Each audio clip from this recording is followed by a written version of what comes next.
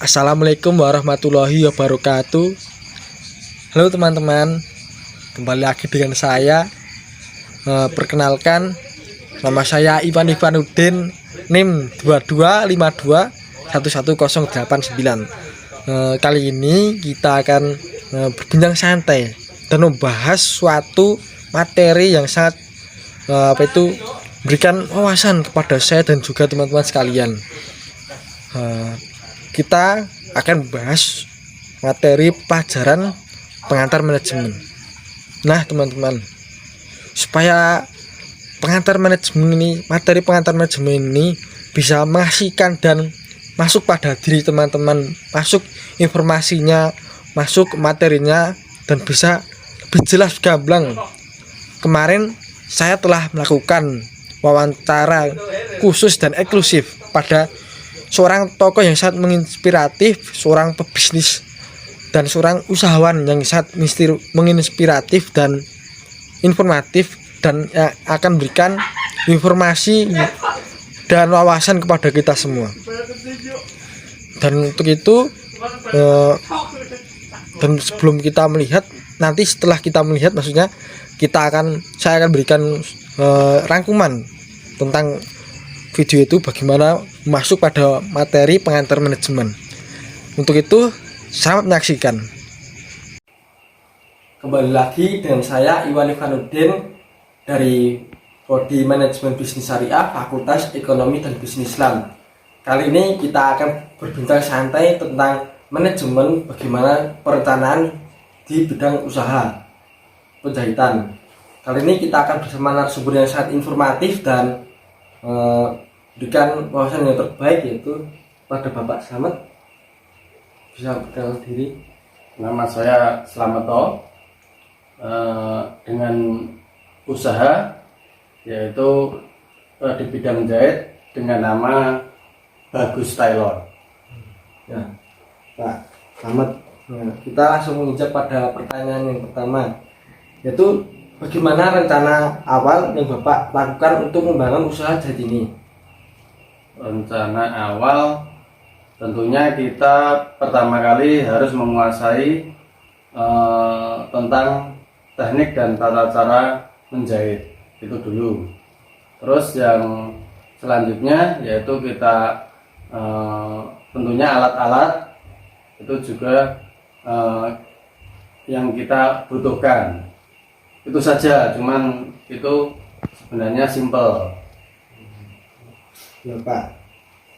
Nah, untuk itu di pertanyaan yang kedua, apa saja sih yang perlu dipersiapkan untuk membangun usaha jahit ini?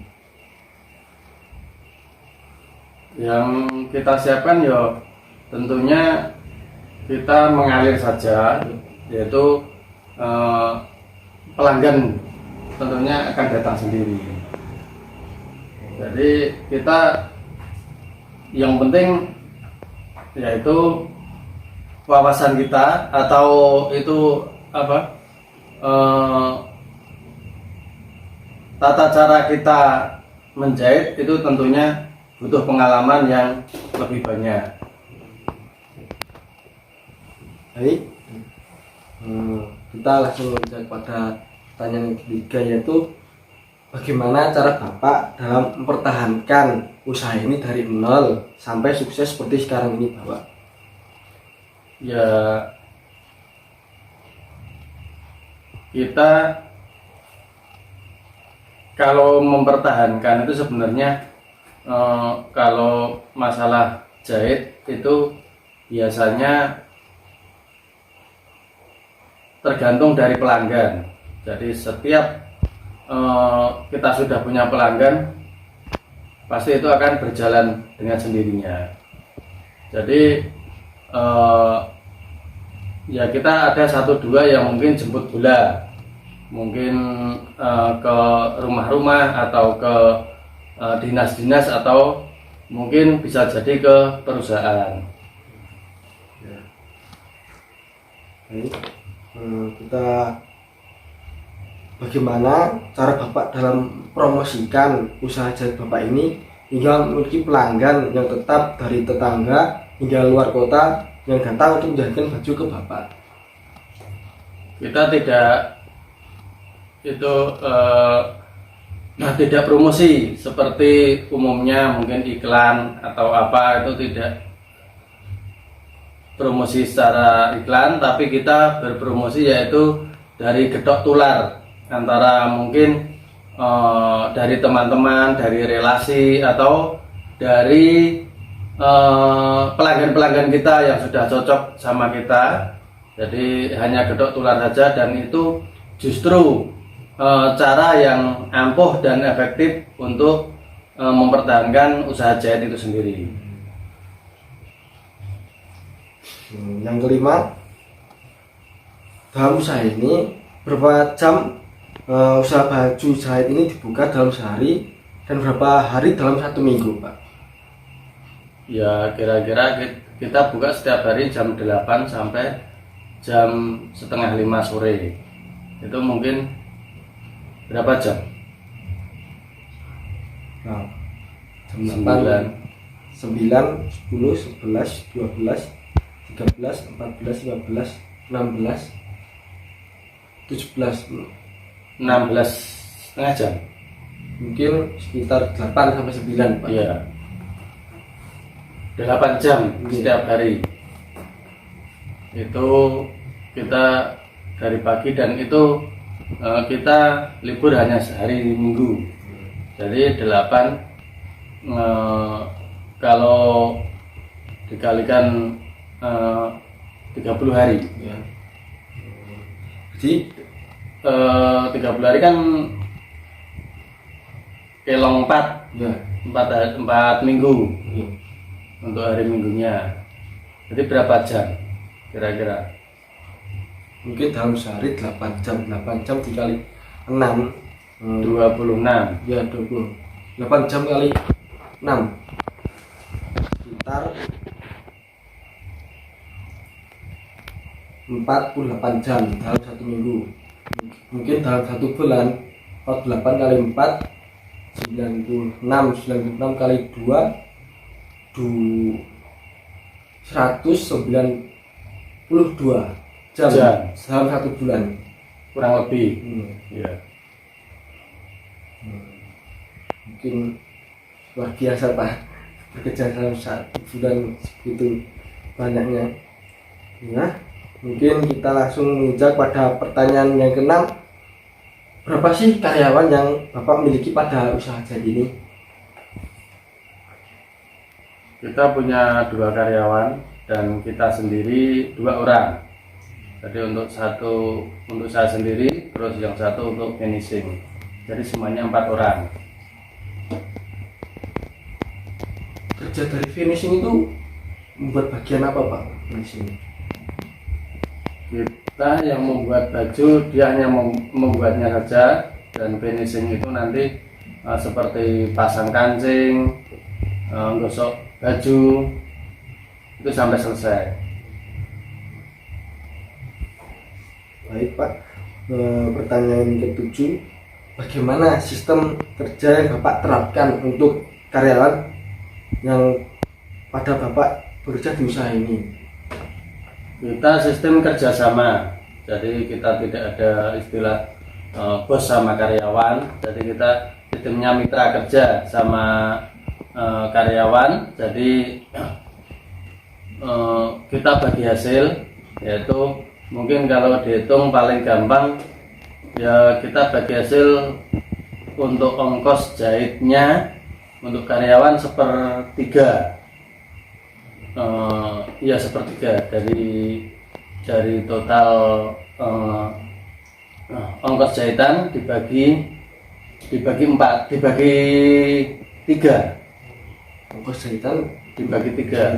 Ya, kurang lebih kalau mungkin ongkos jahitan kita umpamanya 90.000, untuk tenaga 30.000 itu per potong. Jadi kalau sehari dia bisa dapat 3 potong, ya katakan bisa dapat 90.000. Itu kita pembagiannya begitu. Kita langsung saja mengejar pertanyaan ke-8. Bagaimana cara Bapak dalam membagi waktu Bapak dan karyawan Bapak untuk menjahit setiap bajunya agar baju itu jadi tepat pada waktunya? Ya, kita sudah ada ini, jadi kapan baju itu datang dan kapan baju itu jadi. Jadi waktu mungkin kalau jahitan itu gampang, mungkin sebelum hari diambil kita sudah usahakan sudah siap. Jadi 1 atau 2 hari sebelum pakaian itu diambil harus sudah siap. Mungkin sebelum barang itu jadi, sebelumnya sudah dipersiapkan untuk barang dijadikan. Ya. Kita menjawab pada pertanyaan terakhir, Pak. Apa saja kendala yang Pak alami selama menjalani usaha jasa menjahit baju ini, dan bagaimana sih Bapak cara Bapak untuk mengatasinya setiap masalah yang terjadi dalam usaha ini, Pak? Untuk kendala biasanya di mana-mana itu untuk jahitan itu biasanya kita susah sekali untuk memilih waktu, atau mungkin kita susah untuk tepat waktu.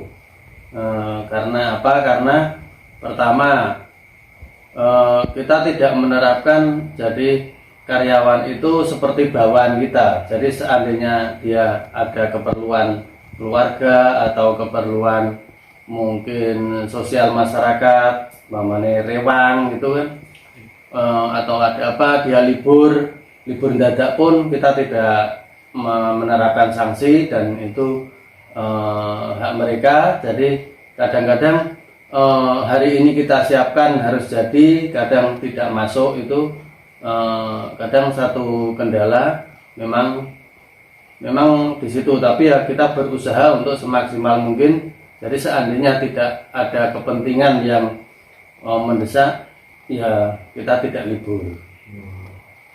Dan mungkin bisa diganti di mungkin lembur malam hari atau apa, supaya pakaian waktu diambil bisa jadi. Baik Bapak, ini saja pertanyaan dari kami. Demikian sesi tanya jawab dari bersama Bapak Slamet. Mungkin itu saja. Wassalamualaikum warahmatullahi wabarakatuh. Waalaikumsalam warahmatullahi wabarakatuh.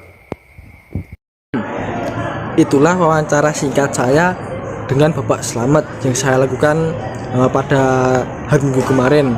Dari wawancara tersebut kita bisa mengambil beberapa materi yang kita bisa simpulkan pada materi pengantar manajemen. Yang pertama yaitu perencanaan. Karena Bapak Slamet mampu melakukan perencanaan dengan baik, dari mulai ia menyiapkan peralatan, tempat, SDM dirinya untuk membangun usaha ini dengan baik dan benar, sehingga pada berjalannya waktu usaha ini dapat berjalan dengan baik dan berjalan meningkat karena direncanakan dengan baik. Yang kedua yaitu hierarki manajemen strategi manajemen korporasi. Bapak Slamet dapat mencontohkan bagaimana seorang manajemen di sistem manajemen korporasi di tingkat usaha pribadi miliknya, ia dapat meningkatkan kinerja usaha karyawannya serta dapat memelihara dan bertanggung jawab atas citra usaha dengan selalu memberikan testimoni yang baik dan selalu selesai membuat baju dan tepat waktu dan kualitas jahitan yang baik. Yang ketiga yaitu materi kepemimpinan. Bapak Slamet memberikan contoh pada kita arti seorang pemimpin yang sebenarnya, bahwa seorang pemimpin tidak menganggap bawahannya adalah seorang bawahan, tapi ia menganggap para karyawannya adalah partner kerja. Jadi dia dapat bahu-membahu saling bekerja sama dengan para karyawannya, dengan saling bekerja sama dan tidak ada saling menganggap bahwa atasan dan bawahan. Dan Bapak Samad juga mencontohkan sikap sebagai seorang pemimpin, bagaimana hubungan dia dengan karyawan, dengan dia tidak berikan sanksi kepada karyawannya apabila karyawan itu izin secara mendadak atau ada keperluan yang penting. Mungkin demikian itulah wawancara dan materi singkat dari wawancara ini. Apabila ada salah kata saya mohon maaf. Wabillahi taufiq wal hidayah. Wassalamualaikum warahmatullahi wabarakatuh.